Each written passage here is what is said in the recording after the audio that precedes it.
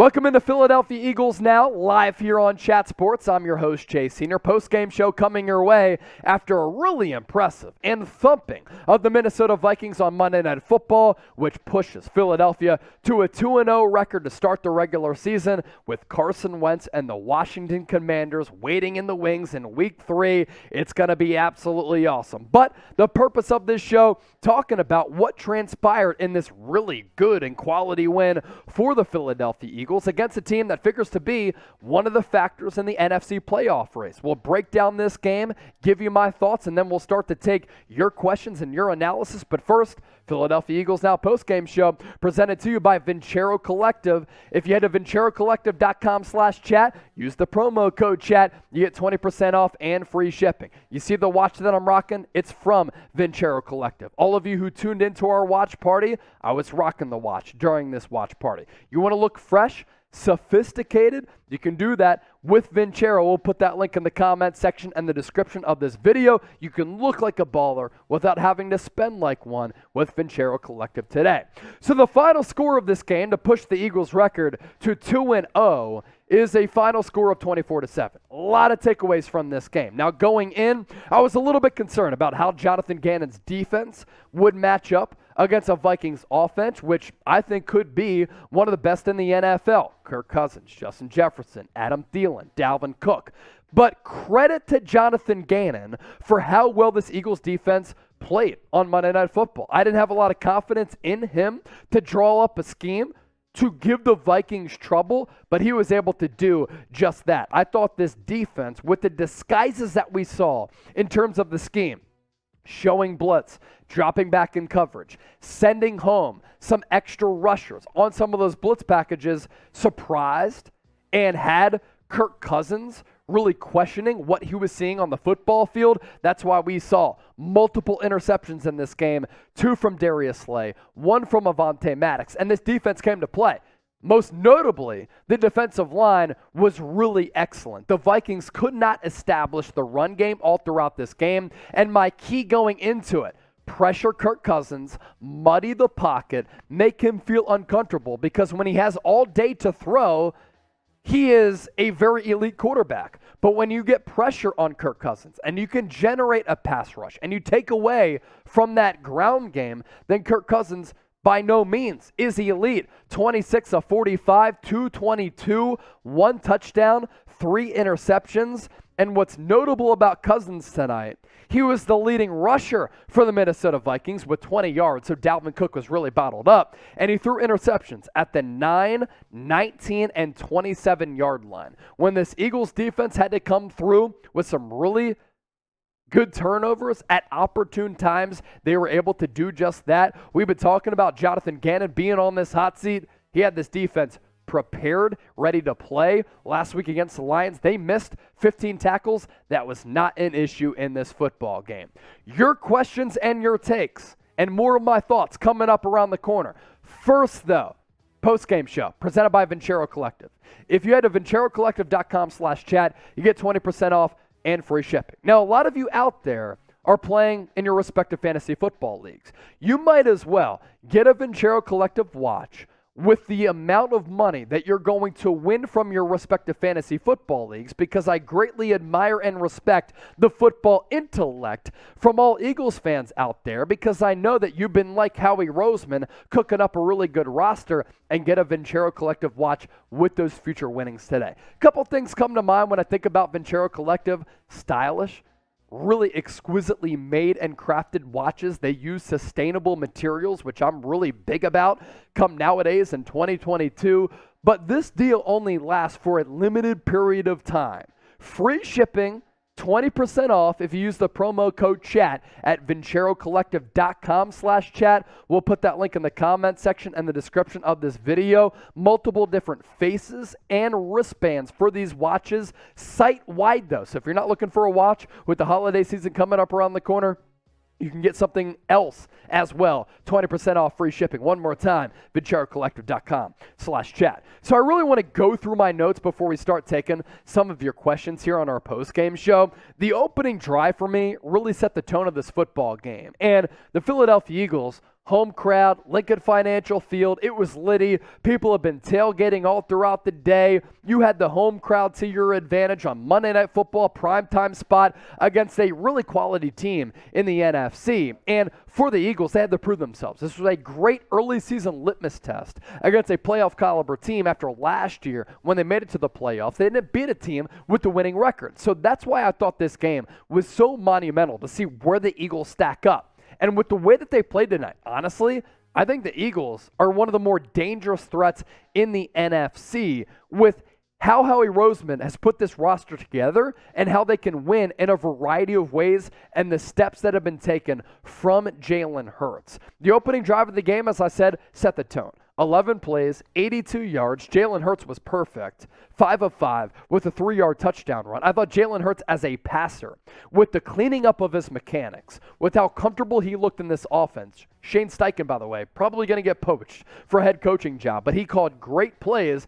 And let's give credit to Jalen Hurts for the necessary steps that he has made as a passer. A lot of people were talking about him going 18-32 against Detroit, 17 rushes, the completion percentage not at 60%. Jalen Hurts is an overall weapon at that quarterback spot. And on that opening drive, he looked comfortable. He looked decisive. He looked accurate. And that set the tone for the rest of the game because Hurts played really, really well. And to get him out on the move, he was able to really find his footing, and then throughout this football game, he looked like a legitimate passer. And that Jalen Hurts can be that type of legitimate passer, this Eagles offense can really, really be dangerous in the NFL and in the NFC this year.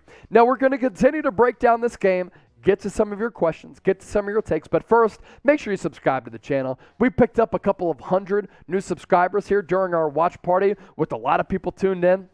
Nearly 20,000 views. Subscribe now to Philadelphia Eagles Now for daily news, rumors, breaking news, live shows, watch parties, and the best, most interactive Eagles analysis out there. So Hurts right now, let me stick with this conversation. I think he's a sneaky MVP candidate. He has to stay healthy, and the running of the football makes me really concerned that he could suffer an injury at some point. But with what he gives this Eagles offense, the pass element and the run element, and the numbers that he could put up with how this Eagles offense is put together with the weapons at his disposal, a sneaky MVP candidate this year. Keep an eye out for that. As for Jonathan Gannon, we got to give him credit, right? Disguise some of his coverages, showing blitz, dropping guys back, sending blitz packages toward Kirk Cousins throughout this game, which made him confused, which is why he threw 3 interceptions. And the Eagles defense against the rush, fantastic. Kirk Cousins, the leading rusher in this game. But how about just putting your balls on the table? Darius Slay, one-on-one coverage against Justin Jefferson, and he had a couple of picks. Avonte Maddux against Adam Thielen, made him a non-factor. Irv Smith had that touchdown, made some big plays, but Eagles linebackers able to cover pretty well. And then James Bradbury had a couple of really big plays too. A solid job against Justin Jefferson, who's been carving up teams. That's a credit to Jonathan Gannon. He finally listened to all of us on Philadelphia Eagles Now and made some alterations to his defensive scheme. Avonte Maddux, really good player, had that interception. He proved that Kirk Cousins in primetime is primetime Kirk Cousins. I thought the pass rush for this Eagles defense was good, especially in some critical moments. We saw some ability from Josh Sweat. We saw Hassan Reddick being very active. They needed to show up, and they did.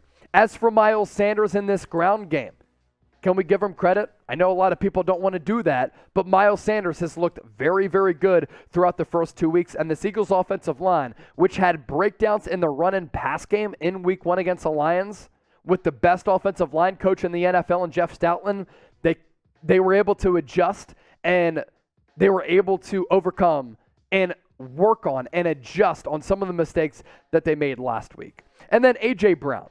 He has changed the entire complexion of this Philadelphia Eagles offense. You have a guy who is a deep threat ability, a guy who can pick up yards after the catch, who defenses always have to plan for and defend against, with his just overall raw ability to be a game breaker. Him being on the field opened up opportunities for Devontae Smith tonight, who I thought was fabulous. A.J. Brown being on the field poses a threat toward opposing defenses, which is why Quez Watkins can spring free for that 53-yard touchdown pass from Jalen Hurts, which was an absolute dime. And if I have any criticisms of the Eagles tonight following this 24-7 win, it's a little bit too much penalties. But other than that, I thought the Eagles' game plan, their execution, and their overall physical dominance against Minnesota was very, very noticeable. And finally, they beat a team with the winning record because I think the Vikings, they can win double-digit games this year. We're going to take your questions coming up. First, though, I want to hear from you in the comment section. Grade the Birds' performance tonight. Ring the Liberty Bell. I'm giving them an A. What are you giving them? Let me know right now in the comment section. Super Chat coming in during our post-game show from Noah. Greatly appreciate your support of Philadelphia Eagles Now. $2 Super Chat during our watch party. Nearly $600 in Super Chats. Philadelphia Eagles Now, it's on and popping. ATM with this one. How about that revenge game, Rager? He didn't really do much outside of an end around in which he picked up a first down and a couple of punt returns that didn't go for sizable yardage. Big play, Slay. Coming in big. That's exactly what Darius Slay did. Lion Fighter, big supporter of what we do here on the channel. How excited are you for Washington next week? I'm very pumped. Very excited. Carson Wentz was not good against the Lions. And honestly, everybody was panicking about the Eagles blowing that multiple score lead going into the fourth quarter against Detroit, only winning 38-35, giving up 35 points. I think the Lions are pretty good, folks. And I said that going into the season. They're one of those sneaky teams that won 3 games last year, but were like 1-7 or something like that in games decided by a score or less. That's an improving football team. We saw their capabilities week 1 against the Eagles. Weird stuff happens on week 1. Eagles come through with the dub. They beat Washington in week 2 after Washington beat Jacksonville after Doug Peterson this week just got his first career win. I think the Eagles beat Washington. Carson Wentz stinks. Appreciate him for helping lead the Eagles to the Super Bowl. Without him, they don't get that number 1 seed, but Carson Wentz, he ain't a good quarterback. Drayton, how scared do you think this team will be if Hurts stays consistent and plays like this every week? Like I said a little bit earlier, if Jalen Hurts takes those next steps as a passer and goes through his progressions and relies less on his legs, more from his arm, and they ran a lot of empty set formations in this game tonight, Eagles are going to be really dangerous, and they could make a run for a Super Bowl. I'm saying it right now, and Jalen Hurts could be an MVP candidate, has to stay healthy. Nate A., I don't think this is their best game yet. You? I don't think so. Clean up the penalties. Be a little bit more consistent on offense. They completely dominated this game in the first half. The defense, though, that's the improvement that we needed. That's the improvement that we saw tonight on Monday Night Football. I mean, this defense improves, and again, that combined with Jalen Hurts taking that next step as a passer, sky's the limit for the Philadelphia Eagles. Alex Morris, who's your game MVP? Sorry, I got the beer burps here. Darius Slay. I mean, he had 2 picks. Probably should have had 3, but on back-to-back plays, he dropped the pick, and then the next play, he came through with an INT, took his helmet off. Eagles fans were just going nuts as the party continues in South Philly as we record this. So Darius Slay, and then Jalen Hurts, too. Really like what I see from Miles Sanders. The wide receiver element, Quez Watkins, Devontae Smith, A.J. Brown with Dallas Goedert. This offensive line, Jason Kelce was looking as good as ever. Man, I'm so excited about this football team. Which players have impressed you? Let me know right now in the comment section. That does it for our post-game show. Appreciate everybody for tuning in. Philadelphia Eagles Now. Let's ride. Eagles country. Let's fly.